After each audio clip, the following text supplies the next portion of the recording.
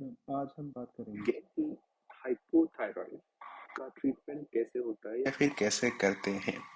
अभी हाइपोथायराइड का मतलब है कि बॉडी के अंदर थायराइड हार्मोन की कमी है। अभी थायराइड हार्मोन होते कौन से हैं? एक तो T3 होता है और T4 होता है। तो T3 बेसिकली बनता है T4 से ही है। तो ये एक्चुअल दो हार्मोन हैं जो कि बॉडी के हर एक सेल के लिए अत्यंत आवश्यक होते हैं, बहुत ही ज्यादा आवश्यक होते हैं। और हर एक सेल के मेटाबॉलिज्म के लिए थायराइड हार्मोन जैसे T3 T4 ये आवश्यक होता है। तो सिंपल है, जब भी ये दोनों हार्मोन कम होते हैं तो TSH सीक्रेट किया जाता है, that is thyroid stimulating hormone secrete किया जाता है, जो कि ब्रेन सीक्रेट करता है, जो कि हाइपोथैलेमस सीक्रेट करता है, जो जाता है हमारे थायराइड ग्लैंड में, जो कि बसी हुई होती है नेक में, गले के अंदर। और ये थायराइड ग्लैंड को स्टिमुलेट करने के बाद T3 एंड T4 बनता है। तो जब भी T4 कम होता है, थायराइड TSH बढ़ता है और उससे T3 एंड T4 बढ़ना स्टार्ट होते हैं। तो बहुत सिंपल है, मोस्टली TSH जो है वो नॉर्मली 0.3 से लेकर 5 तक होता है।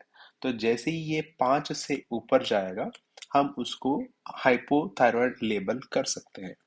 जब हमको दिखता है कि T3 TS T3 and T4, ये T3 hormone and T4 hormone या इन दोनों में से कोई भी एक ये कम है, मतलब ये हार्मोन एक्चुअली कम है, और TSH जो एक मैसेंजर है कि हाँ ये सब कम है और उसको बढ़ाना है, तो ये थायराइड स्टिमुलेटिंग हार्मोन बढ़ता है, तो हम इसको कहते हैं कि ये हाइपोथायराइड है, क्योंकि थायराइड की कमी है।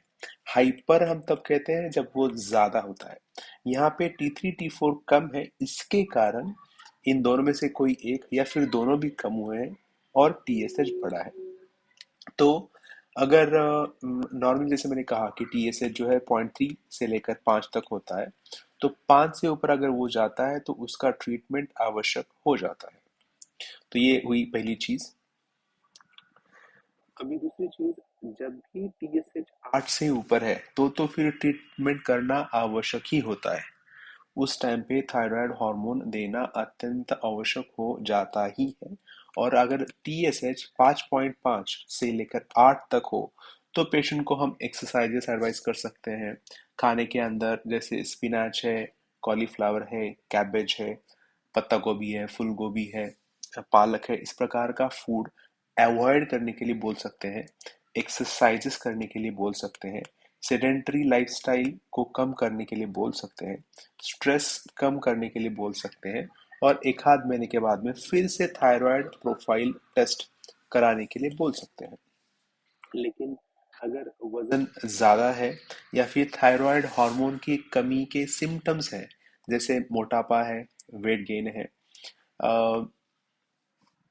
वीकनेस है, लेथार्जी है, चिड़चिड़ाहट अगर है, पीरियड्स में इरेगुलरिटी है, अगर पीरियड्स रेगुलर नहीं आते हैं, ब्लड प्रेशर अगर ज़्यादा होता है, हाइपरटेंशन अगर है, साइकोलॉजिकल डिस्टरबेंसेस है, स्ट्रेस है, तो इन सब सिम्टम्स अगर हैं तो फिर इसको ट्रीट करना बहुत आवश्यक हो जाता है। तो TSH अगर 8 है, 8 से ज़्यादा है, तो डेफिनेटली ट्रीटमेंट लेना आवश्यक हो जाता है। तो जब भी TSH 8 से ज़्यादा है, तो जो भी थायराइड हार्मोन का रिप्लेसमेंट हम देते हैं वो बेसिकली डिपेंड करता है वेट पे। तो जो स्टार्टिंग डोज है हम देते हैं उसको वजन के 1 से 1.5 गुना इन माइक्रोग्राम। सो अगर किसी का वजन 70 किलो है और किसी का TSH अगर 9 आता है, तो और उसको अगर सिम्टम्स चाहे हो या फिर ना भी हो, तो 70 से 1 या 1.5 गुना, मतलब इसका जो 75 दे सकते हैं, 88 माइक्रोग्राम दे सकते हैं, या फिर 100 माइक्रोग्राम भी दे सकते हैं। देने के लिए इन तीनों में से कोई भी एक डोज दे सकते हैं। और 1 से 1.5 महीने के बाद में हम उसको फिर से थायराइड प्रोफाइल टेस्ट चेक करके हम देख सकते हैं कि अगर TSH नॉर्मल हुआ है या फिर नहीं, या फिर T3 T4 नॉर्मल हुआ है या नहीं। तो बहुत बहुत आसान है, मैं एकदम सिंपल भाषा में समझा देता हूँ। सपोज अगर किसी का T3 T4 या फिर इन दोनों में से कुछ भी कम है और TSH अगर 9 है, और उसका अगर वजन सपोज 75 है, तो हम ऐसे केस में 75 या फिर 88 या फिर 100 माइक्रोग्राम हम स्टार्ट कर देंगे। उसको 1 से 1.5 महीने के बाद में फिर से टेस्ट करने के लिए बोलेंगे। अभी 1 डेढ़ महीने के बाद में अगर T3 T4 नॉर्मल आ जाता है और TSH 0.3 से लेकर 5 के बीच में आ जाता है, मतलब ये तो नॉर्मल हो गया। तो ये नॉर्मल हो गया, ये इसलिए नॉर्मल हुआ है क्योंकि हमने सपोज इस केस में 88 का डोज दिया है। तो अगर 88 का डोज देने के बाद में ये रिपोर्ट्स नॉर्मल आते हैं 1 से 1.5 महीने के बाद में, तो हम इस केस में 88 का डोज ही कंटिन्यू रखेंगे। बहुत सिंपल है। मान लीजिए कि 1 महीने के बाद में T3 T4 अभी भी कम ही है, अभी तक नॉर्मल नहीं हुए हैं, और TSH कह लीजिए 7 है या फिर 8 है, मतलब पहले से घटा हुआ है लेकिन पूरी तरीके से नॉर्मल नहीं हुआ। इसका मतलब क्या, इसका मतलब है कि T3 T4 88 के डोज पे कम पड़ रहे हैं, अभी तक वो नॉर्मल नहीं हुआ है। तो उस टाइम पे हम उस डोज को बढ़ाएंगे और 100 माइक्रोग्राम पर डे कर देंगे। बहुत आसान है। अभी तीसरी केस देख लेते हैं। सपोज 1 डेढ़ महीने के बाद में ये T3 T4 बढ़ जाते हैं, काफी ज्यादा बढ़ जाते हैं। जहाँ पे नॉर्मल लेवल तक होने चाहिए उस नॉर्मल रेंज के बाहर चले जाते हैं। उस टाइम पे TSH चाहे कुछ भी हो, ये जैसे हमको दिख रहा है कि ये T3 T4 काफी बड़ा है, मतलब ये डोज है ये ज्यादा हो रहा है।